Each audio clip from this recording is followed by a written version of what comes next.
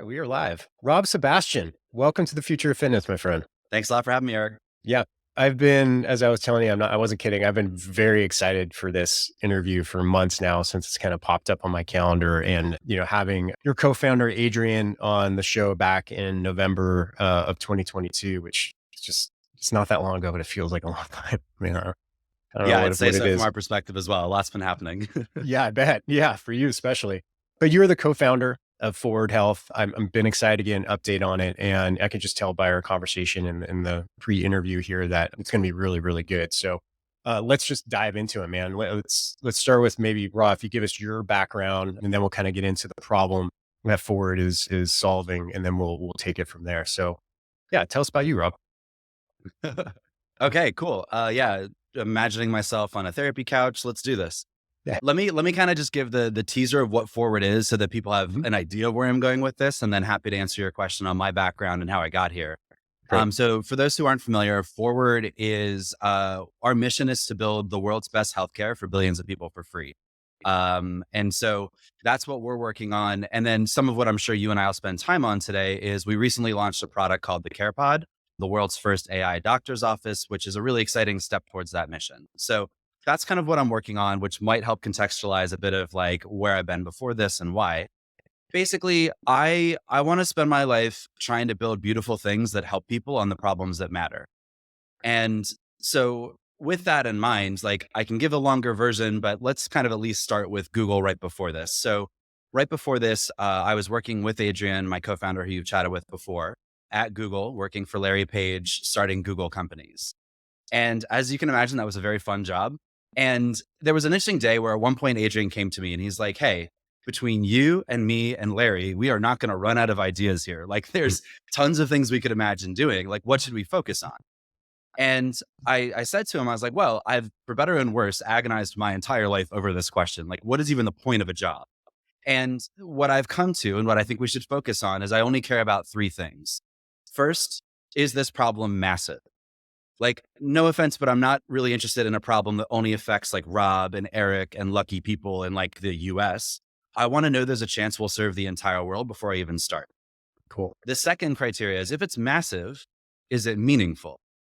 Like there's some huge companies, they serve billions of people, but they do it on things that may not be the most important in the grand scheme of humanity, you know? And so it's like, I don't want to build a photo sharing app personally. Like I want to work on the things that are foundational to like our human existence, whether that's education, whether that's employment, whether that's like health, whether that's climate change. Like there's some things that I think are very foundational and problems worth solving.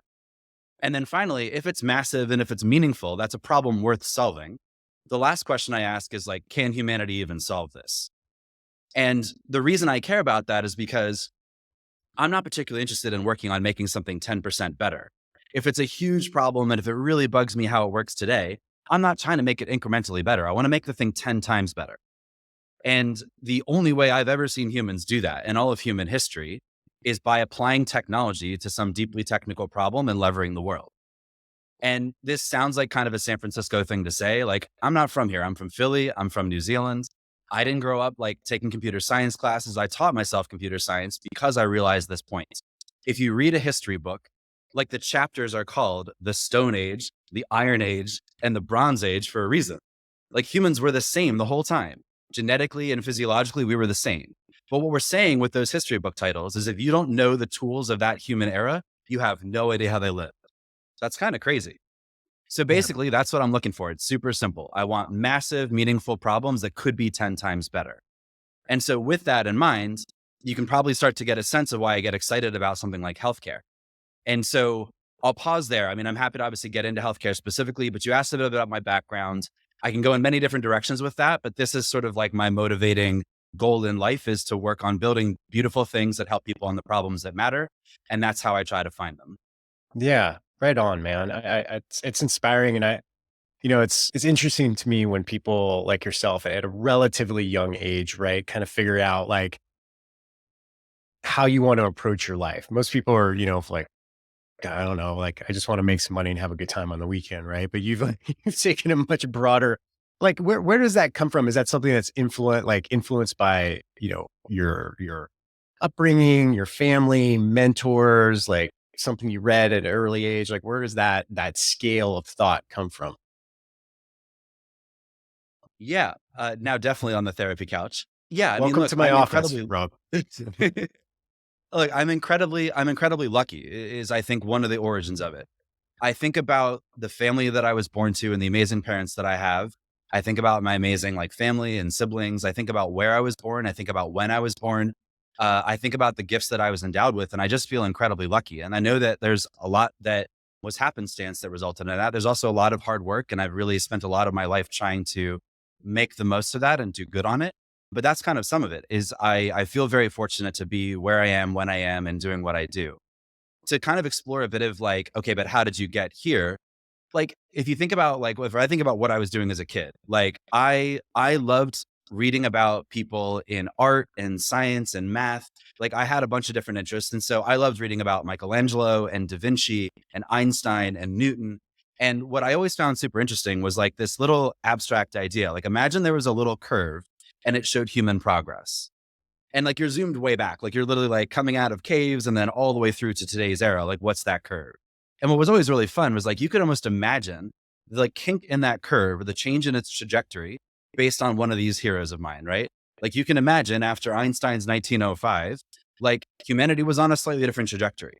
And frankly, like when I look at the Sistine Chapel and I am so moved to see that, I imagine that humanity had some small change in its trajectory by virtue of that beautiful work.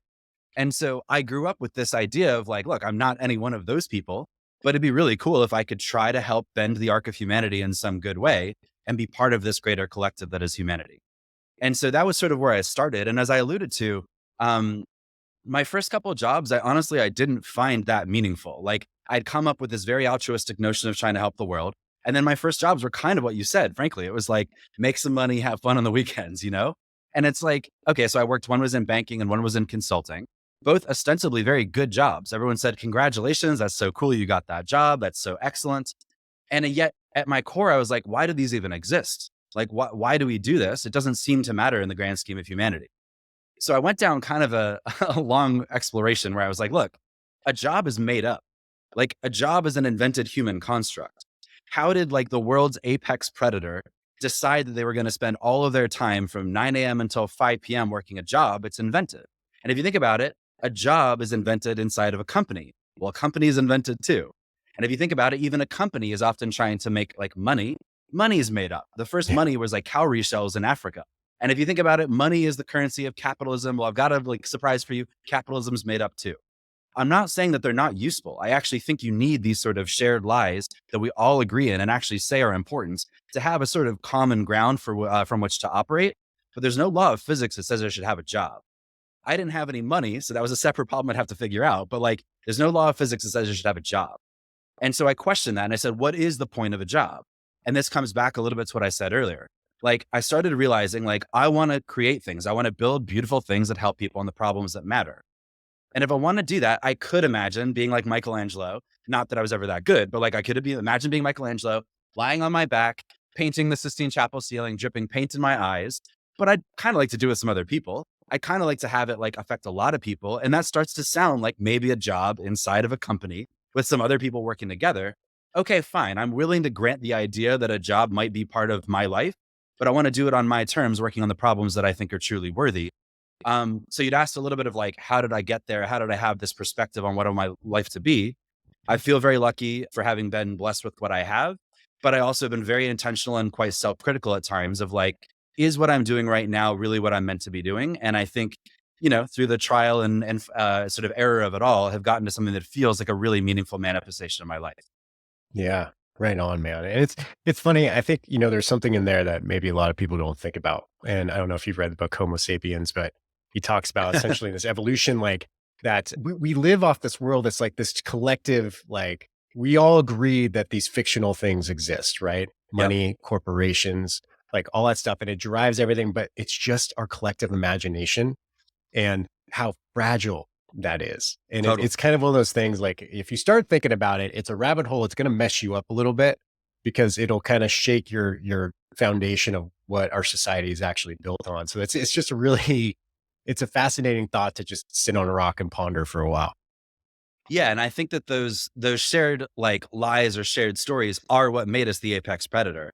It's Yeah. not our athleticism, it's not our like vicious fangs. These things can barely do anything, you know?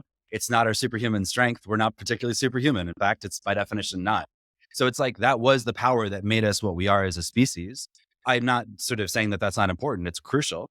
But you've got to pick and choose your battles. Like some of these things, you can just kind of live your life and say, you know what, I'm willing to just accept that dogma and just move on because I don't want to spend my time reinventing the wheel on everything.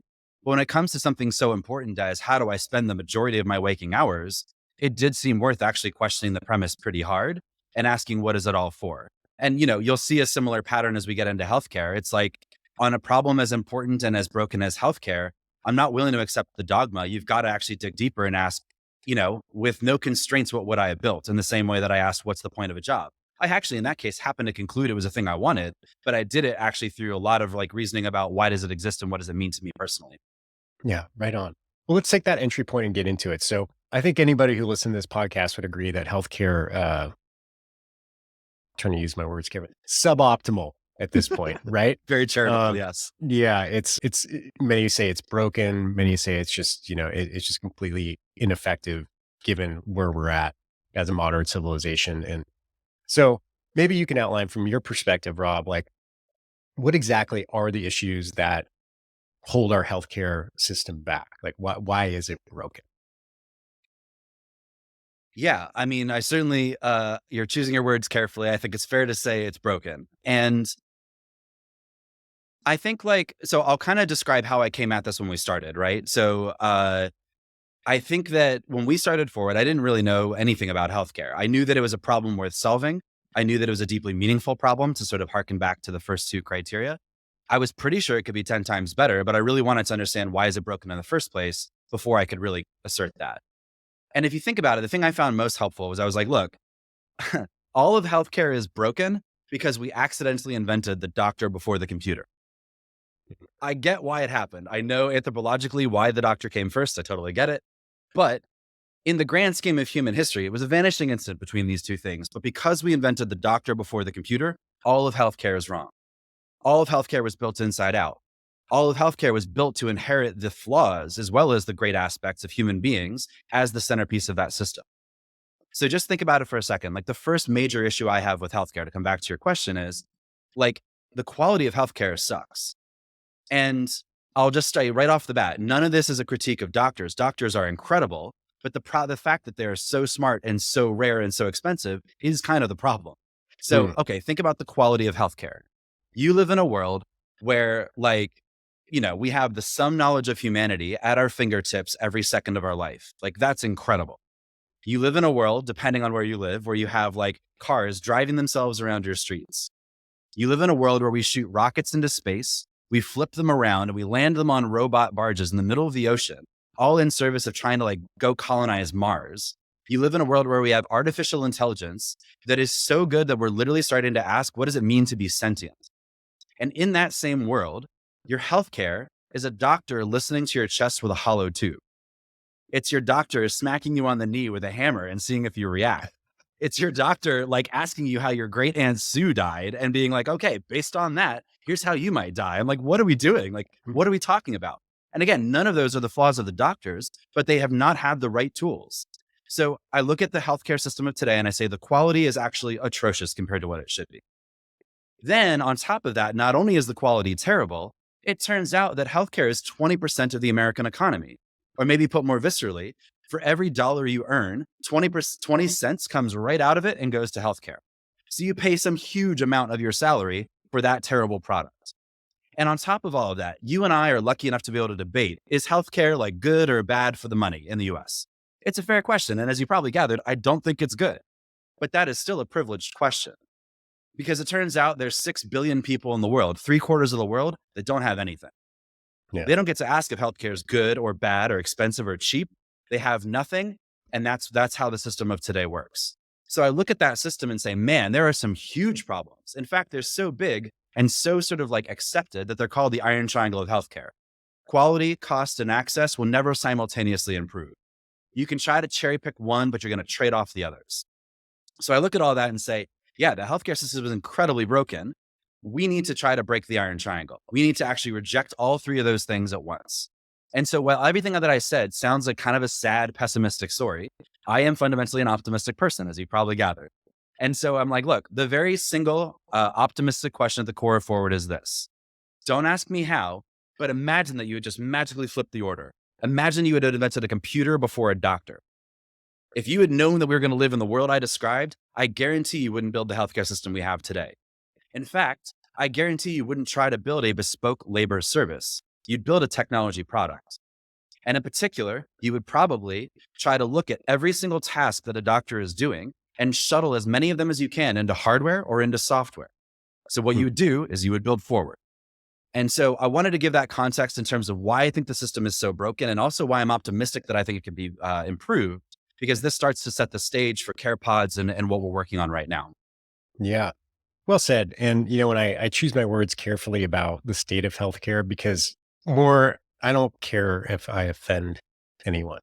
That's not the thing. It's like, I don't, I don't want to sit here and say our healthcare system is broken when I have healthcare, right?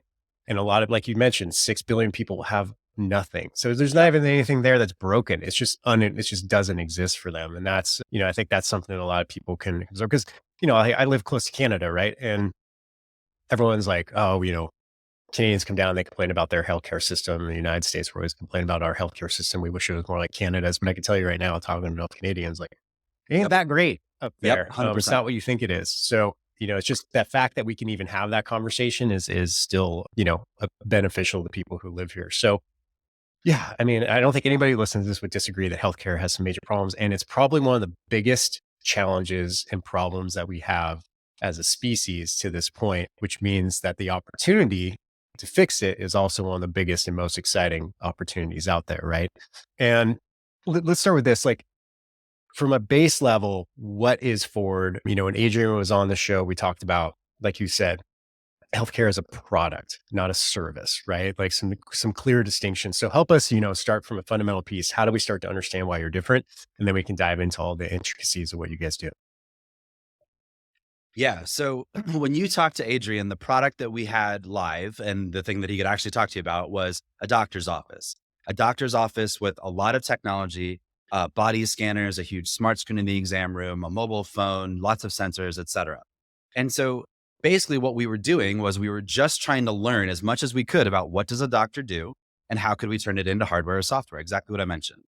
And so you can imagine it's like someone comes in and like, I have a rash. We're like, wow, it's crazy that a doctor looks with their eye at that rash and immediately then asks you, has that changed since last time? It's like, I don't know, take a picture and like track how it's been changing. Obvious example. You can imagine somebody then comes in and they're like, I have a cough. And it's like, oh, I bet it's the flu. It's flu season. They go through this analysis and it turns out, sure enough, it's the cough. It's like, okay, well, take the first one, turn it into like a camera with like computer vision. Take this cough, turn it into like a series of questions on your mobile phone. Don't even come into the office. You have problems with your heart. Let's build a heart scanner. Like all of these things are what we were learning over the beginning of Forward. And so that's kind of where we were. As I mentioned, we launched a product recently called a CarePod. And before I get into exactly how it works, though, I think I should try to describe that at least. Let me kind of give you like the insight behind the CarePod. If you want to try to get healthcare to billions of people for free someday, the world's best healthcare to billions for free someday, you've got to think about the problem differently. You can't be saying a bespoke labor service. So you start asking yourself, well, what has like ever gotten to billions of people? Like what has ever been a truly great product that gets cheaper over time and has gotten to billions of people? There's actually lots of examples. They're all around us. They're just not in healthcare, right? So let's use the example of your phone. Like your phone is a good example of something that literally was invented 15 years ago. And now 5.5 billion people in the world have a smartphone. Like that is insane. That's mind blowing. And so if you think about it, every truly great product at the limit looks the same. So for example, you want to make a piece of hardware that can be distributed out into the everyday lives of people. So that piece of hardware is a phone, or in my case, a CarePod. Then that piece of hardware needs more and more capabilities. So on your iPhone, this was them saying, hey, let's get a cellular connection. Sounds really useful, right? Then they're like, okay, let's add GPS. Oh my gosh, now Uber is possible. Now like Lyft is possible. Now Airbnb is possible. Then they started saying, let's add a camera and let's add like all these new features over time. Those are the capabilities. Then you say, let those capabilities be available to people building applications. Those applications are solving a user problem. So maybe it's Lyft, maybe it's Airbnb, maybe it's TikTok, maybe it's YouTube, maybe it's Instagram. Like all of those applications are what basically use these amazing capabilities to build better and better products over time. And basically then you want a platform. So it's like if I want lots of apps, if I don't want to have like 10 or 20 or 100, if I want to have a million apps, I might need lots of people to build these applications. So that's kind of like the mental model. And if you think about it, that's exactly what we built. A CarePod is a piece of hardware that by the time we're done should be as common as an ATM. It should be everywhere you live. Inside of that CarePod, there's more and more capabilities. The ability to scan your body, the ability to use computer vision, the ability to like give you a self-serve stethoscope or a self-serve, like, I don't know, EKG someday. And so you add more and more capabilities, then you build applications. Those applications could say, I'm going to solve your diabetes. This one will solve your hypertension. This one's about helping you improve your VO2 max. This one's about helping you sleep better. And of course, all of those applications should be built not just here at Forward, but by more and more people over time. So what's cool is if you think about it, healthcare will be 10 times better someday. As soon as you assume that you will rebuild this entire thing as though computers are coming first, you know it's going to be a massively better system. And we actually even know how to build it. We know the principles of how to build this system. So that's kind of like the impetus or the origin of the CarePod. If you want, I can start to shift into like, how does this thing work? Well, what's the experience as a user? But I wanted to kind of explain like why I think this is such an important step towards that mission. Yeah. Yeah. I do want to get into that. And I guess I want to take a step back because, about a year ago when I talked to Adrian, it was in the clinics. It was more of a clinic that you guys were building and you're Yep. expanding those. And, I had some friends who, the Martins from, anyway, they love it. And a bunch of people were telling me how they love it. There's nothing near me in Northwest Montana yet. Right. So, That's why I needed a put, CarePod. I can't make put me one of those next. clinics near you. I can Yeah. absolutely put a CarePod there. Yeah, so, explain to me why the transition, like, why you guys refocused and everything iterates over time, right? I mean, you live in startup capital of the universe. Like, everything iterates, right? You're always kind of shifting and finding out new things and moving. So walk us through that path. Like, what surged that renewed focus on the pause? Yeah, I mean, look, the clinics that Adrian mentioned were always the plan, and the Mhm. CarePods that I just mentioned were always the plan. The Okay. point is, like, you needed to go through the clinic portion to learn the lessons to then go build a truly scalable version of this product. And just to kind of to give an analogy or two that I think reinforces this point, a lot of times, like truly transformative products, they seem like they kind of come out of nowhere, right? It's like, oh my gosh, like the iPhone literally started an era of mobile computing. And it's like, yeah, that's true. But it's also true that everything in that iPhone had its precursors in like a MacBook Pro. Like they literally had to think about how do we build batteries? And then how do we build screens? And then how do we build like, I don't know, processor chips and like cellular chips and all of these things? Even a camera. There was a front facing camera on the MacBook Pro. The point is, all of those discrete capabilities did exist at Apple. They were just in a different form factor. And at some point, they said, we have enough of the puzzle pieces to consider completely repackaging this thing. And it turns out that whereas maybe a MacBook Pro can get to 100,000 users or a million users, it turns out that an iPhone can get to a billion users. And that sort of massive change was made possible by taking what you'd learned and repackaging it into a new product. Tesla is a very similar story. Tesla started with a Roadster and then a Model S and then a Model 3, just to kind of stylize the problem. I know there's some other letters in there. But the point is, like, before they could launch the Model 3, which was actually a much more transformative product that actually could scale and could get to more people at a price point they could afford, they needed to build the Model S. Because in that Model S was the beginnings of self-driving and the beginnings of learning how to like build the chassis and the ability to build out a manufacturing plant that could start to stamp these things out at high volumes. And by the way, they had to build a lithium ion battery factory and they had to build charging infrastructure around the country. All of those things were necessary capabilities to get to the Model 3. And so, in the same vein, you look at a forward clinic that Adrian talked to you about last time. Every single capability that now is manifested in a CarePod was right there. That's how we learned that. So, we basically learned how to build hardware. We learned how to build software.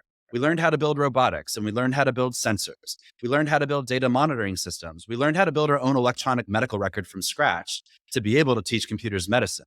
All of those steps were necessary to then at some point say, shoot, we've taken so many things off of the doctor. I'm not even sure we need a doctor in the doctor's office anymore. Hmm. That's a pretty profound realization. And once you come to that conclusion, you say, okay, let me rebuild this doctor's office with no doctor in the middle, all of this hardware and software front and center, and be able to give you an amazing product but that can be far more affordable, far more scalable. If I want to get healthcare to Northwest Montana, much less to rural parts of Kenya or to Chile or to Pakistan, I have to start to imagine something that looks a lot more like an ATM and a lot less like the original Wells Fargo bank in 1900. Nice, nice. So yeah, let's get into the user experience. When I was reviewing the press release that you guys had, and my first thought was like, and I know this is super simplistic, but I was like, oh, this is like the tiny home of healthcare, right? It's like it's modular, it's mobile, it's condensed down to what you need, not probably a whole lot that you don't need. So yeah, walk us through like what is it as best as you can over an audio medium, like what is the experience? I like that tagline, forward, the tiny home of healthcare. Yeah, there you go. Yeah, That's I'll work free. on You can that. have it. So basically, like, let me kind of just describe how this would play out for a user. So imagine you signed up for Forward in Northwest Montana. And again, like these should be everywhere. They should be as common as an ATM. Obviously, we're working on rolling out more of these. But you walk up, first of all, it's like healthcare today is so reactive. Like, it's kind of crazy.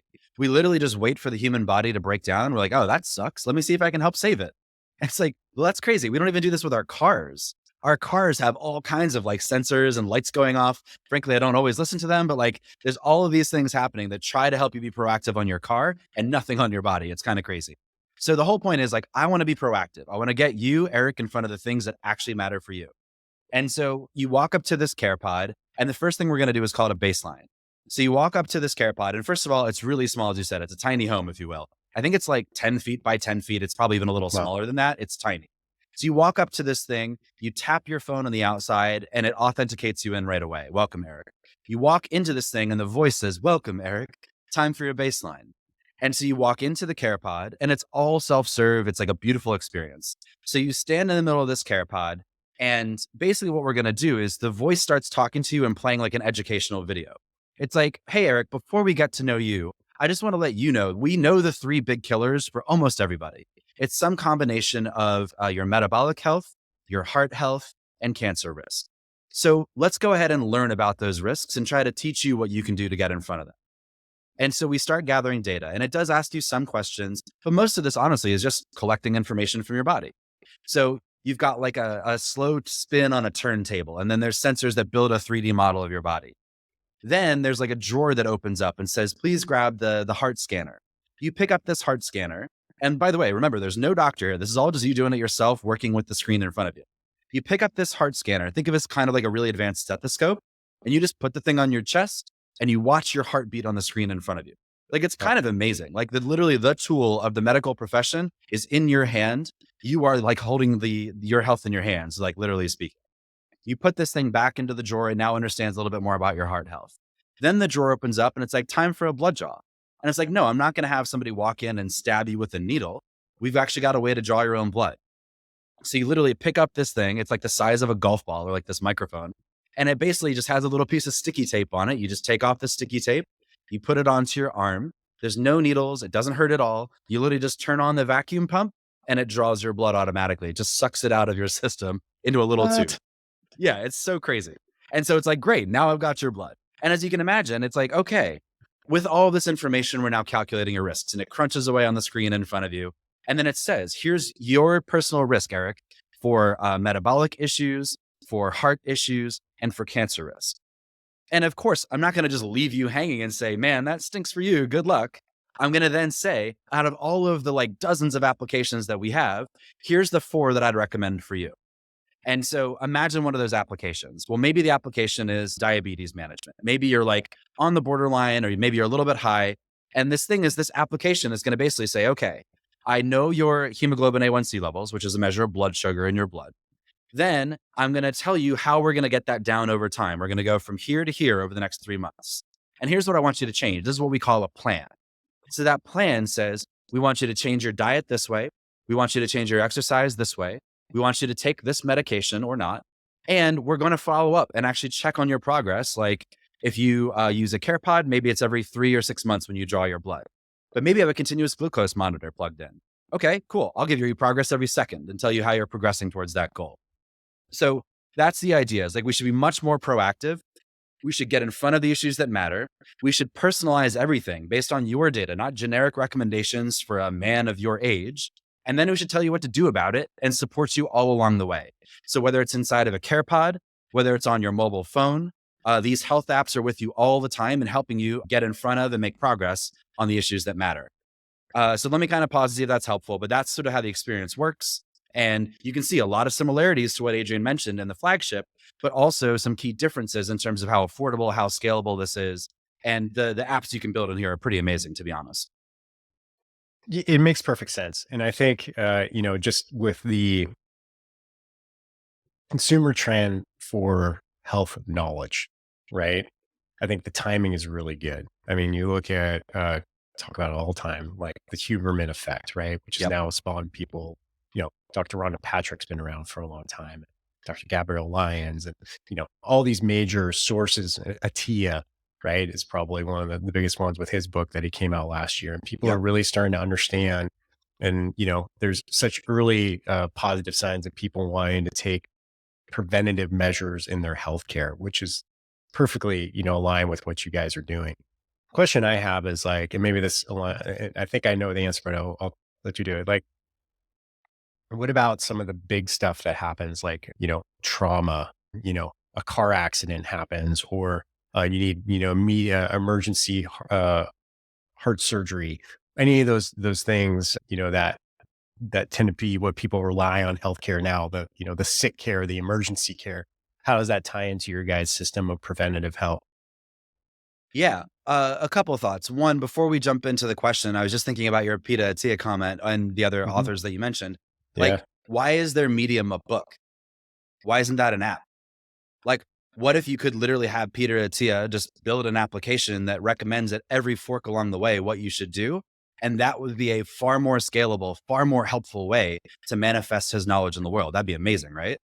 Yeah. So this is why I think it's so powerful to build tools for creators to then manifest their medical knowledge, their guidance, et Mhm. cetera, on a thing that could be available to anybody in the world instantly and doesn't Interesting. require them to read a book and try to remember every day how to change their life. That'd be awesome.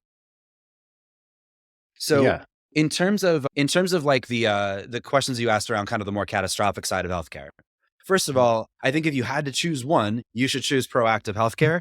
If I want to maximize the good that I can do for humanity, I certainly would prefer to prevent the heart attack than improve the heart surgery. Right? Like it's just a much higher quality way or a much better way to inform somebody's longevity, the quality of life, et cetera. But I said I want to rebuild all of human health for billions of people for free. That does also include like handling those things over time. So let's use an example like heart surgery just to imagine how this could work. Now, I don't have heart surgery today. So maybe I'll start with how it happens today and then I'll talk about where it could go. We don't have heart surgery today. No problem. We just say, hey, I noticed that you might need heart surgery based on these apps you've been using. I want to refer you to a specialist in Montana, or maybe we'd have you fly to Boise, or maybe even fly to San Francisco, or wherever is closest to you. Here's a great person who we know can do this heart surgery. You should go to them. And so that's kind of the starting point. And then if you think about it, in some ways, this is very akin to your first iPhone. The first iPhone like had, I don't know, 15 apps or something. There was like a clock app, there was a notes app, there was a calculator app. Like they were pretty basic things. And one could reasonably say, like, it doesn't do that much more than a BlackBerry, right? And in fact, a lot of people didn't switch initially because, like, wow, it's kind of expensive. And like, I don't know if it does that much more than my flip phone. I'm good. I don't need an iPhone. And actually, the common critique at the time was an iPhone is a walled garden. It's what everyone likes writing. They're like, Steve Jobs is a control freak. No one else can do anything on here. It doesn't have enough apps. Okay. But on the other hand, it's like, fast forward 15 years, there's 4 million applications on the iPhone, right? Obviously, the seminal moment was when they said, we are going to open up a platform to all developers to come create the future of mobile computing on top of this system. And so those first 15 apps were not important because they were the best apps. In fact, most of them you don't even use today. Like all the best apps on an iPhone are built by someone else. But they did teach the Apple engineering team how to build the platform and how to create the common things that everyone will need to be able to go build an amazing constellation of applications. So that's kind of the same evolution that I imagine here, which is you start with a basic set of things that teach you how to build these applications, and then you open up to more and more people to accelerate the rate at which you create. So that's kind of how I see this evolving is we should have a million apps on forward in 10 years. Now, to come back to your question. So let's use an example like heart surgery. Heart surgery seems pretty extreme, like pretty hard to do, right? How are you going to turn that into something that could get to billions of people for free and be really high quality? Well, I'd flip the question on its head and say, think about how crappy heart surgery is today. It's kind of crazy. Like literally the way heart surgery works today is you lay on a cold table. and somebody stands over you with a butcher knife, and then the incision that they're about to make on your body is so big that everyone's worried you're going to die. So now there's not just the incredibly smart, expensive heart surgeon. There's like five other people in the room. One of them has a crash cart. One of them has like general anesthesia for you. Like all these people are worried you're going to die. So now there's tons of people in the room. Oh, by the way, because the incision is so big, everyone's worried you're going to get an infection. So now they have masks on. They're wearing bunny suits. They're in a clean room. That's super expensive. And even if somehow the heart surgery is successful, you're so like crippled by that heart surgery, you have to stay in the hospital for another 3 or 5 days or whatever to get your legs back under you before you could even start to like limp back into the world. That's a terrible product, right? And actually, the only reason we could even debate whether or not your $200,000 heart surgery was good enough is because you happen to live in a country that has heart surgeons. If you have that heart attack in the wrong place in Africa, you die. You don't get to Mhm. ask if it's good or bad or expensive or cheap. You die. Okay, but how might that work someday? I'm not going to put a timeline on this, but let's talk about how that would work in the world we're building. Like that surgery shouldn't be done using a butcher knife. It should be done using tiny little robots. Right now, we have the early version of this. Have you seen these Da Vinci robots? These things are like big robotic arms that are controlled by a surgeon around the world. It's pretty incredible, actually. Wow. So, like, there's already the idea of doing robotic surgery, in this case, heavily augmented by a human surgeon behind the wheel. But if you keep thinking about where this is going, like these robotics get smaller and smaller and smaller and more autonomous over time. So what you're going to do at some point is literally just like inject some little robots into your chest. And they're going to go around and do like a tiny little cleanup. And they're going to do it, by the way, based on the surgery of every surgery on every heart ever done in human history. That's the knowledge that they're working off of, not just what's in that doctor's head. And by the way, you don't have an 80% or 90% blockage. It's like a 4% blockage. It's just going in and cleaning up proactively. Like we don't have to wait until it's a catastrophe. And because the incision is so small, you're not laid up for like days afterwards. You just walk out of your heart surgery and go on with your day. And if you ask yourself, like, okay, that quality sounds amazing. Okay, what's the cost? The cost is the electricity to charge the robots.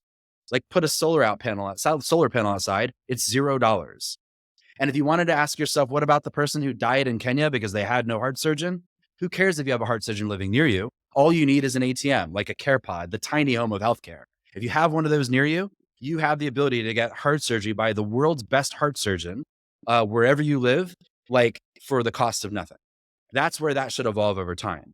And so if you just take that example, you can start to imagine how over time, every single thing that you're imagining does get pulled into this system and rebuilt as a product, not a labor service.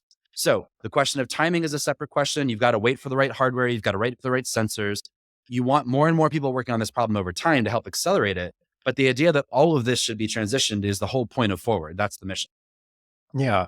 Oh god, it's so fast. I mean, I'm a sci-fi nerd, right? So like I keep envisioning like, one of the alien movies where, someone goes into the medical bay and they just sit down and they scanners and all the things happen and the arms are moving around. Next thing you know, like 30 minutes later, the person is perfectly fine, they're recovering.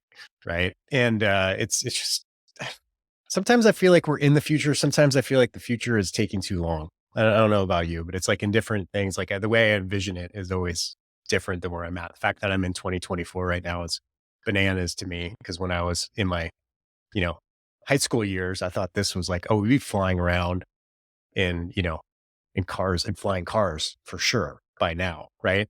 Anyway, Yeah, look, I uh, think the thing that you mentioned really resonates. Like as a founder, you kind of constantly live with like the little miniature like devil and angel on the shoulder.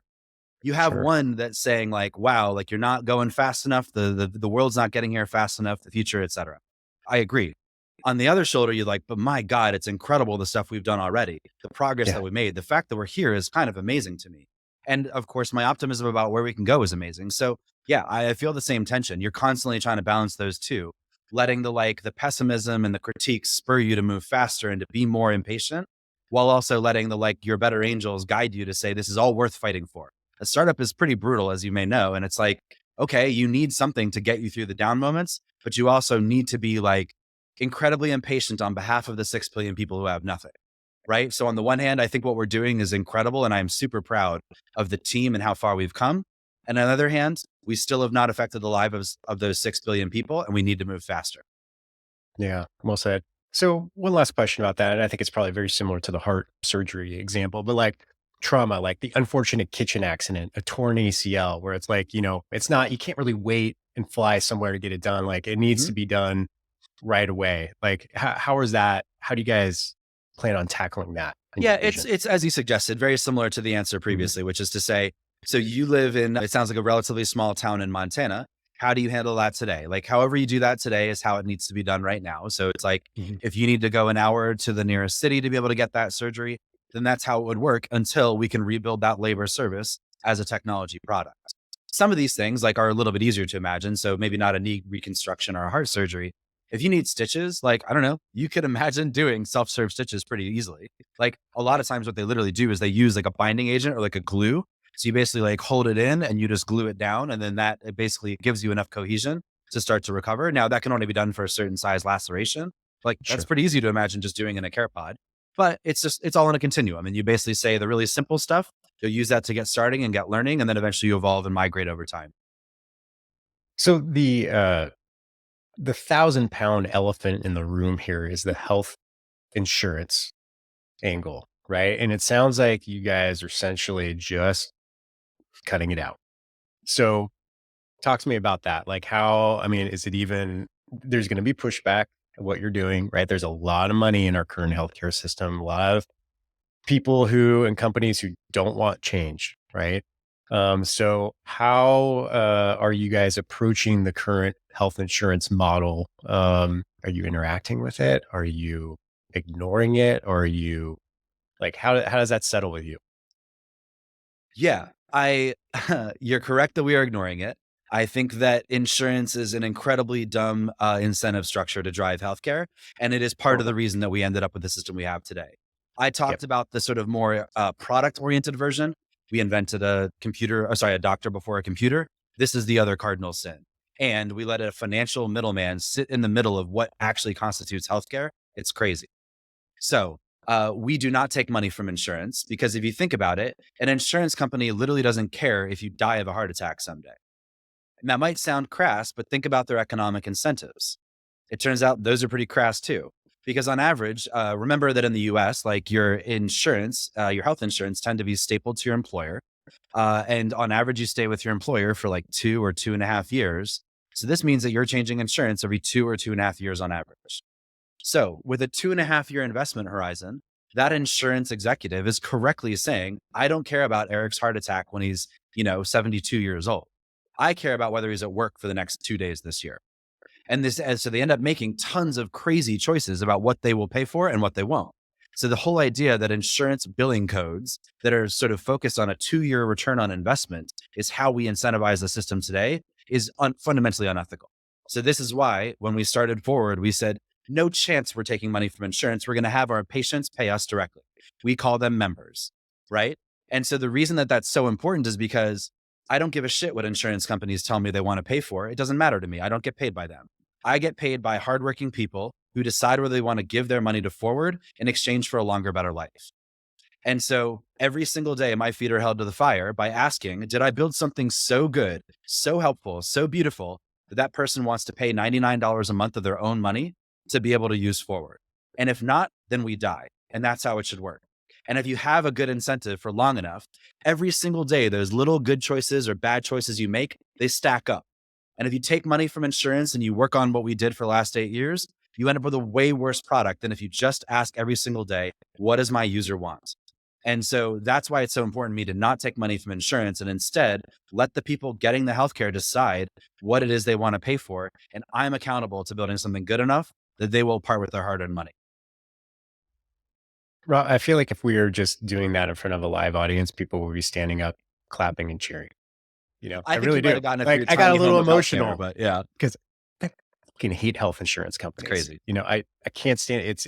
It's a crime against humanity what they've done. And having seen my father towards the end of his life go through the health insurance fiasco of Yep. of what it is, and just causing more and more suffering and pain is really what it did. And and I'm not the obviously not the only person who's been touched by that. So kudos to you guys. I'm obviously I'm cheering for you here. What kind of just curious question, like I call it the bells and whistles of longevity and health span, right? Like, the peptides and the HRT and the, cold and sauna. Like, are you leaving that up to other people, or are you going to get into more of like the lifestyle factors? Or are you just going to suggest that something that maybe they do if like someone's in optimal health, be like, hey, here's what you can do. You can do these things. Is that anything you guys that's on your radar, or is that just not in the core mission of what you're doing? I want to rebuild all of human health. And insofar as that's true, everything that you mentioned should be in scope. Now, Hmm. I personally would like to see, does that stuff work or not? Right? Like, first of all, I think that all of us should have a choice over what we choose to do with our bodies. It's our bodies, it's our lives. And so I'm not going to be prescriptive. I will say, here's what's recommended. Here's the data on how well this plan performs. But here's two or three other options, right? You can imagine giving a user options and saying, here's maybe one that relies on medication. Here's one that really doesn't use medication, but relies instead on lifestyle changes. Maybe here's one that relies more on the cutting edge of biohacking. You could imagine presenting options to a user. And if you start to think about what that would imply, Forward is like already the world's best clinical trials platform. Like we have insane data on what happens to our users, what plans they choose, what happens to them after they walk out of our doctor's office. So you could imagine actually doing incredible clinical research over all of that data using artificial intelligence to try to sift for the patterns and find like what's connected and what's not. And then sort of surfacing that to researchers and saying, here's what we observed, but we'd love you to understand the biomechanical mechanisms that undergird this correlation and see if it looks valid. And you can imagine massively advancing sort of medical knowledge across all these dimensions. So whether it's some of the more biohacker oriented stuff that you were mentioning, whether it's actually aspects of Eastern medicine, like I suspect there's some real truisms in there, but we don't know which one's which because there hasn't been good scientific studies done on top of that.